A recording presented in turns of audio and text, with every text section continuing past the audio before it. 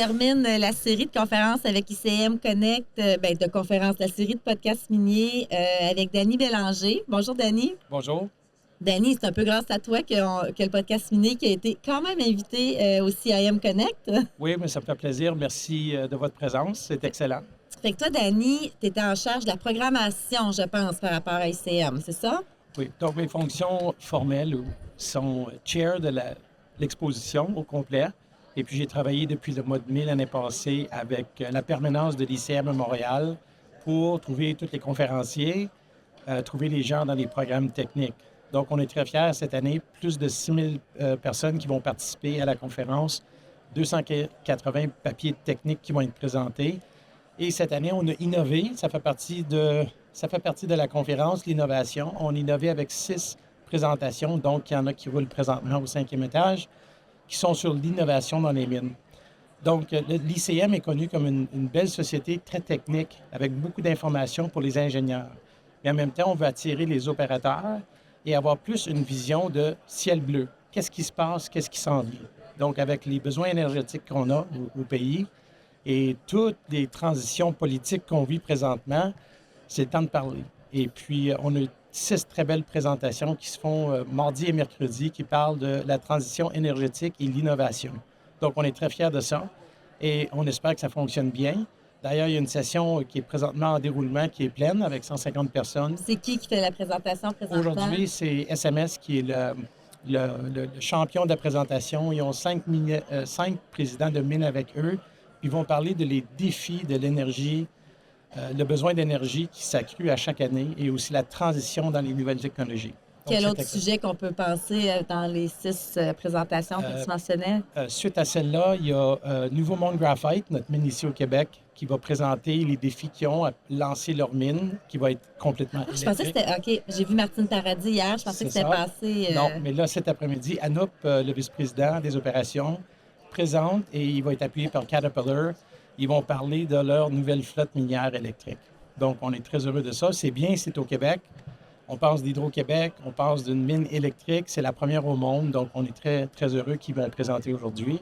Demain, on a Google qui vient présenter l'intelligence artificielle. Nous avons aussi une autre compagnie qui s'appelle MindSense de Vancouver qui parle de avoir une excavatrice à la face de la mine qui va détecter l'or, pas l'or, mais le minerai, et détecter le minerai qui est moins... un pourcentage moins élevé, donc moins de waste. En anglais, c'est le terme. Donc, peut-être des économies de gaz à effet de serre de 10 %. Donc, encore là, vraiment des belles technologies qui se présentent dans les mines. Et encore, le but de la série d'innovation, c'est d'avoir des gens qui parlent de le futur. C'est tous les sujets que tu as mentionnés. Je pense que je devrais faire un podcast avec chacun un podcast pour couvrir les sujets. Oui, absolument. C'est très intéressant. On est très excités. Moi, je pense que dans la vie, on fait face à des stress des fois, où on fait face à des circonstances difficiles. Maintenant, M. Trump nous a mis des circonstances difficiles dans notre vie canadienne. Mais là, c'est le temps que les entrepreneurs et les compagnies canadiennes se lèvent, puis qu'on se prenne en main, puis qu'on avance vers le futur. Je pense que c'est un temps aussi très positif et excitant pour le pays. Est-ce que tu sens que ça a eu un impact sur la conférence, qu'est-ce qui se passe avec les États-Unis? Je crois que oui. Je crois que les gens sont venus ici pour parler, écouter, s'aider, se lamenter un petit peu aussi, puis prendre conscience de qu'est-ce qui est important. Donc, moi, je le vois comme un positif. Est-ce qu'il y a une thématique, oui, il y a l'innovation, puis c'est la nouveauté que vous avez amenée cette année, mais y a-t-il une thématique cette année avec ICM que tu vois qui était plus présent que d'habitude?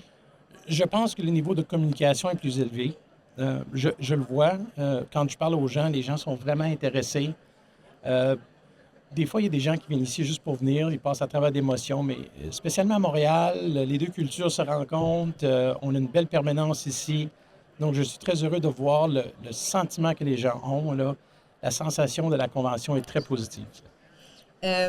Toi aussi, Dani, tu es dans ICM Montréal. Parce que là, on parle d'ICM Connect depuis 2 jours, mais ICM ont j'allais dire des chapitres, là, mais je pense que c'est moi avec Women in Mining, on dit chapitres, mais vous avez des divisions. Toi, Oui, je ne sais pas si tu es oui, président, mais tu fais partie de la division d'ICM Montréal. absolument. Donc, ça fait environ 25 ans que je suis avec eux. J'ai eu plusieurs fonctions. Présentement, je suis 25 ans? Oui, présentement, je suis trésorier. J'étais président, vice-président. Je m'occupe du tournoi de golf. J'ai siégé pour 2 ans sur le conseil national de l'ICM en tant que vice-président pour le Québec. Donc, j'ai fait plusieurs fonctions. Puis, le but, c'est d'être impliqué. C'est d'avoir le plaisir. C'est vraiment une belle industrie, les mines. Et l'ICM est défini de 2 façons, avec 2 groupes. Il y a les chapitres dans chaque ville qui sont assez autonomes. Et ensuite, il y a les chapitres où il y a les sociétés, comme la société d'ingénieurs et de fiabilité, ou la société qui s'occupe des finances et l'administration. Puis ça, c'est des gens qui ont plus un regard national, qui vont s'impliquer soit avec les minières, ou s'impliquer peut-être avec l'influence vers les gouvernements. Donc, il y a 2 genres de façons de travailler dans l'ICM. C'est tout du bénévolat, c'est tous des gens passionnés, puis ça fait grandir la société. Et cette année, on est très fiers. Hier, on a baptisé notre nouvelle filiale, qui est la Société d'innovation et technologie, qui a pris naissance hier dans une conférence qu'on a eue ici au 5e étage. Et maintenant, on appelle les gens de venir nous aider et devenir bénévoles. Donc, visitez icm.org et puis trouver cette société-là. Merveilleux, Dani. Dernière question. Dani Bélanger, les gens qui ne te connaissent pas, tu fais quoi dans la vie? Moi, j'ai une carrière assez diversifiée. J'ai un bac en sciences informatiques de Concordia.